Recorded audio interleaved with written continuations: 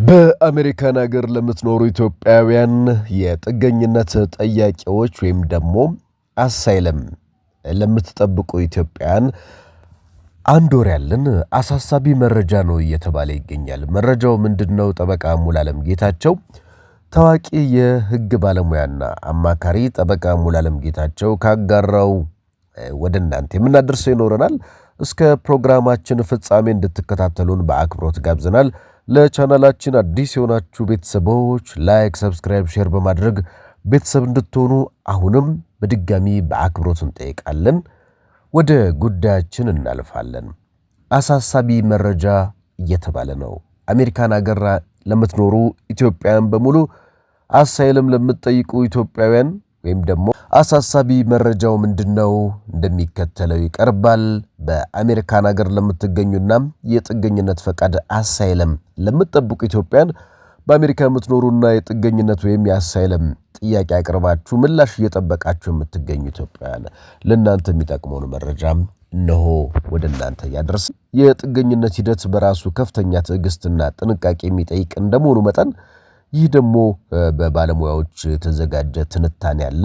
በተለይ ደግሞ በጠበቃ ሙሉዓለም ጌታቸው የተዘጋጀውን ይህን ትንታኔ ወደ እናንተ ይዘን እንቀርባለን። ትንታኔው በተለይ ደግሞ እናንተ የምትፈልጉትን ጉዳይ ለማሳካት ትልቅ ሚና አለውና ይህንን ትንታኔ እንድትከታተሉ በአክብሮት ጋብዘናል። ጠበቃ ሙሉዓለም ጌታቸው የሰጡትን ትንታኔ ነው በስፋት ወደ እናንተ ይዘን የምንቀርበው። መነጋገሪያ የሆነ ትንታኔም ጭምር ነው። በተለይ በአሜሪካን ሀገር የሚኖሩ ኢትዮጵያውያን በርካታ ችግሮች ገጥመዋቸዋል። በተለይ የትራምፕ አስተዳደር ወደ ስልጣን ከመጣ ወዲህ በርካታ ህጎችና በርካታ አዳዲስ የስደተኝነት ጉዳይ ላይ የሚወጡ ለውጦች አሉ። እነዚህ ለውጦች ደግሞ እየተከታተለን ወደ እናንተ ያደረስን ነው የምንገኘው።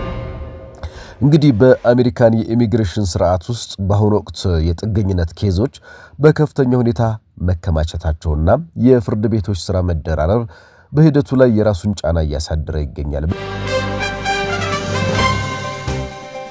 ዜግነትን በተመለከተ በቅርቡ እንኳን በፍርድ ቤት ክርክር እንደነበረ ይታወቃል። እንግዲህ ኢትዮጵያውያንም የቲፒኤስ ጉዳይ መራዘምን አስመልክቶ በርካታ ፍርድ ቤቶች ላይ የሚሰሩ ስራዎች ነበሩ። በዚህ ምክንያት እንግዲህ የጥገኝነት ቃለ መጠይቅ ቀጠሮዎች መለዋወጥ ገጥሟል። የስራ ፈቃድ ኢኤዲ አወጣጥ ደንቦችም መለዋወጥና ሌሎች የፖሊሲ ለውጦችም ተመልካቾችን ግራ እያጋቡ ይገኛሉ። እነዚህ ነጥቦች ታዲያ ወደ እናንተ በስፋት ይደርሳሉ። ጠበቃ ሙሉዓለም ጌታቸው በትንታኔያቸው ላይ እንደገለጹት ብዙ ወገኖቻችን በቸልተኝነት ወይም መረጃ በማጣት ምክንያት ለዓመታት የደከሙበት የጥገኝነት ኬዝ አደጋ ላይ ሲወድቅ ይስተዋላል ይላሉ። እንግዲህ በዋናነት ጠበቃ ሙሉዓለም ጌታቸው ካነሷቸው ጉዳዮች መካከል አንዱ የመረጃና የሰነዶች ጥራት ጉዳይ ነው። ብዙ ጊዜ ኢትዮጵያውያን እዚሁም ላይ ሀገራችን እያለን እንደዚህ ድክመቶች አሉ። እንግዲህ አንድ ጥገኝነት ጠባቂ ማቅረብ የሚጠበቅበት ማስረጃ ከወቅታዊ የሀገሪቱ ሁኔታና ከግል ታሪኩ ጋር እንዴት መጣጣም እንዳለበት በዝርዝርም አብራርተዋል ጠበቃ ሙሉዓለም ጌታቸው። ከዚህ በተጨማሪ በአድራሻ ለውጥና በወቅታዊ መረጃ አያያዝ ዙሪያ የሚሰሩ ስህተቶች የጥገኝነት ጥያቄው ውድቅ እንዲሆን ወይም ደግሞ ለመረጃ ጊዜ ተጨማሪ በአድራሻ ለውጥና በወቅታዊ መረጃ አያያዝ ዙሪያ የሚሰሩ ስህተቶች የጥገኝነት ጥያቄው ውድቅ እንዲሆን ወይም ደግሞ ከዚህ በተጨማሪ በአድራሻ ለውጥና በወቅታዊ መረጃ አያያዝ ዙሪያ የሚሰሩ ስህተቶች የጥገኝነት ጥያቄው ውድቅ እንዲሆን ወይም ለረጅም ጊዜ እንዲጓተት ምክንያት ሊሆኑ እንደሚችሉ አስገንዝበዋል። በተለይ አዲስ ደንቦች በወጡ ቁጥር መረጃው በማን ላይ ተፈጻሚ ይሆናል የሚሉት በጣም በሚገባ ትኩረት ሊሰጠው የሚገባ ነው። ግልጽ መሆን አለበት። አሁን ባለው ሁኔታ እንግዲህ አዳዲስ የጥገኝነት ጥያቄዎችና ለረጅም ጊዜ ውሳኔ በመጠባበቅ ላይ ያሉ በርካታ ሰዎች ሊከተሉት የሚገባው የህግ መንገድ የተለያየ ሊሆን ይችላል።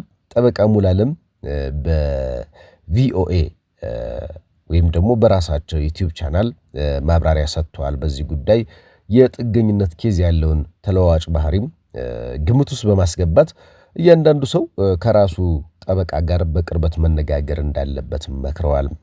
በመሆኑም በአሜሪካን ሀገር የሚገኙ ወገኖቻችን ይህ አሳሳቢ መረጃን በጥሞና እንዲከታተሉ ለጉዳያቸው የሚጠቅሙ ነጥቦች እንዲለዩ ያሳስበዋል። እንግዲህ የጠበቃ ሙሉዓለም ጌታቸው ቪኦኤ ቻናል ለበርካቶች ይጠቅማልና እንዲመለከቱትም ጋብዘናልና ከነዚህ ጉዳዮች መካከል ደግሞ እኛ የተወሰነውን በተለይ ይሄ ኬዝ ምንድነው፣ ወሳኙ ነገር ምንድነው የሚለውን ወደ እናንተ እናደርሳለን። እንግዲህ በዝርዝር ስንመለከታቸው በተለይ እንደየሀገሩ ሕግ የሚለያይ ቢሆንም እንደየሀገሩ ሕግ ማዕቀፍ የሚለያይ ቢሆንም አዳዲስ አመልካቾችና ረጅም ጊዜ የቆዩ ሰዎች ሊከተሏቸው የሚገቡ መሰረታዊ የሕግ ዝርዝር ጉዳዮች አሉ።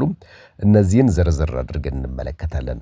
አዳዲስ ጥገኝነት ጥያቄዎች ምን ማድረግ ያለባቸው? አዲስ አመልካቾች ትኩረት ማድረግ ያለባቸው መጀመሪያ ላይ በሚሰበሰቡ መረጃዎችና በወቅታዊነት ላይ ነው።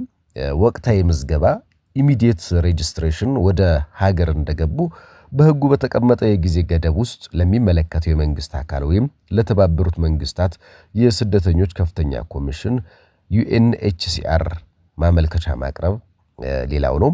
የማስረጃ ዝግጅት ኤቪደንስ ጋዘሪንግ የጥገኝነት ጥያቄው መነሻ በሆኑ ጉዳዮች ፖለቲካ፣ ሃይማኖት፣ የዘር ወይም የቡድን ጥቃት ላይ የሚያሳዩ ማስረጃዎችን ማደራጀት። ይህም የሕክምና ማስረጃዎች፣ የጽሁፍ ምስክርነቶች ወይም የቪዲዮና የፎቶ መረጃዎችን ሊያካትት ይችላል።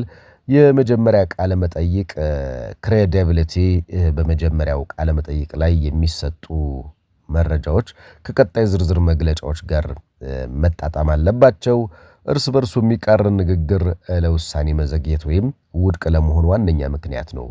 ውሳኔ በመጠባበቅ ላይ ለቆዩ ሰዎች ደግሞ እንግዲህ ሎንግ ተርም ዌይትስ ለረጅም ጊዜ አንዳንዴ ለዓመታት ውሳኔ ያላገኙ ሰዎች የሕግ መንገዳቸውን በየጊዜው መፈተሽ ይኖርባቸዋል። የሁኔታዎች ለውጥ ሊኖሩ ይችላሉ። በተለያዩ ወቅቶችም በትውልድ ሀገር ያለ ሁኔታ ከተለወጠ ወይም በእርሶ ላይ የመጣ አዲስ ስጋት ካለ ይህንን ሰርፕሌስ በሚባል ሕግ መንገድ አዲስ መረጃ አድርጎ ማቅረብ ያስፈልጋል። የሰብአዊ መብት ጥያቄ ጥገኝነቱ ባይሰጥ እንኳን በሀገሪቱ በቆዩባቸው ዓመታት የመሰረቱት ቤተሰብ፣ የጤና ሁኔታ ወይም ደግሞ ማህበራዊ ትስስር፣ የመኖር መብት እንግዲህ ራይት ቱ ፕራይቬት ኤንድ ፋሚሊ ላይፍ እንዲሰጡ አቤቱታ ማቅረብ ይቻላል። የሕግ ክትትል ጉዳዩ እንግዲህ የቆየው በአስተዳደራዊ መዘግየት ከሆነ በሕግ ባለሙያዎች አማካኝነት የውሳኔውን መዘግየት ወይም ምክንያታዊ እንዳልሆነ የሚገልጽ ማሳሰቢያ መላክ ይቻላል። እንግዲህ እንደ ጥገኝነት ጥያቄዎች ሀገር እንደ ሀገሩ ይለያያል። አሁን ላይ እያወራን ያለነው ስለ አሜሪካን ሀገር ነውና እንዴት ነው የሚሆነው የሚለውን እንግዲህ የአሜሪካ ውስጥ የጥገኝነት ጥያቄ በሁለት ይከፈላል። በፈቃደኝነት አፍርማቲቭ በፈቃደኝነት የሚቀርብና ዲፌንሲቭ ከሀገር የመባረር ሂደት ሲጀመር የሚቀርብ መከላከያ ነው። ለአዳዲስ አመልካቾች ኒው አፕሊካንትስ አዲስ አመልካች ከሆኑ ትልቁ የሕግ ግዴታ የ1 ዓመት የጊዜ ገደብ ነው። የሕግ ቆይታው ማለት ነው። የ1 ዓመት ሕግ አሜሪካ ከገቡ ቀን ጀምሮ በ1 ዓመት ጊዜ ውስጥ የጥገኝነት ማመልከቻ ማስገባት አለቦ። ካለፈቦ ልዩ ምክንያት ማሳየት ይጠበቅቦታል።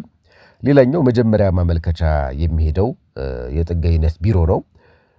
እዚህ ጋር እንግዲህ የሚደረገው ቃለ መጠይቅ አስተዳደራዊ እንጂ የወንጀል ክርክር አይደለም።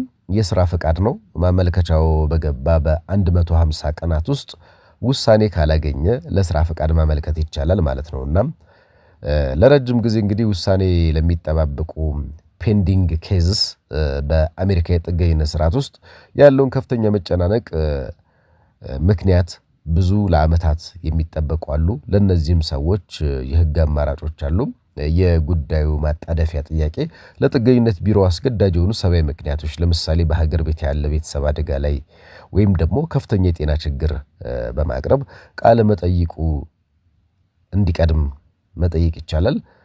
ጉዳዩ በጣም ለረጅም ጊዜ ብዙ ጊዜ ከ4-5 ዓመት በላይ ከዘገየ መንግስት ውሳኔ እንዲሰጥበት የሚያስገድድ የፌዴራል ክስ መመስረት ይቻላል። ይህ ውሳኔ አዎ ወይም አይደለም እንዲሆን እንጂ የግድ አዎ እንዲሆን አይደለም የምንከራከረው። ጉዳዩ በፍርድ ቤት ያለ ከሆነ ደግሞ ግለሰቡ በአሜሪካ ማህበረሰብ ውስጥ መልካም ስም ካለው መንግስት ክሱን እንዲዘጋውና ግለሰቡ በሌላ መንገድ ለምሳሌ በጋብቻ ወይም በስራ ቋሚ ነዋሪ እንዲሆን መንገድ መክፈት ይቻላል ማለት ነው። እናም ለነዚህ ለሁለቱ ወገኖች ጠቃሚ ምክሮች አሉ። በተለይ የአድራሻ ለውጥ አድራሻ በቀየሩ 10 ቀናት ውስጥ ለኢሚግሬሽን ማሳወቅ ግዴታ ነው። ይህ ካልሆነ ቀጠሮ አምልጦት መዝገቡ ሊዘጋ ይችላል። የተለወጡ ሁኔታዎች ውሳኔ በሚጠባበቁ ጊዜ በሀገሩ ያለ የፖለቲካ ሁኔታ ከተለወጠ፣ ለምሳሌ አዲስ ጦርነት ወይም ስደት፣ ይህ እንደ ተጨማሪ ማስረጃ ማቅረብ ይቻላል። የአሜሪካ ኢሚግሬሽን ሕግ ውስብስብ በመሆኑ በተቻለ መጠን ወይም በፍትህ ሚኒስቴር እውቅና ያላቸው ባለሙያዎችን ማማከር ያስፈልጋል።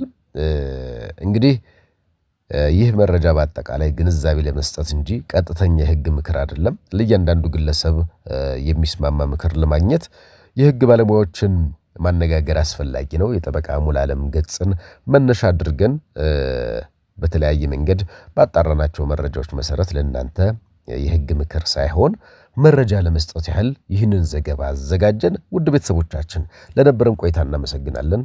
መልካም ጊዜ። ያበቃን።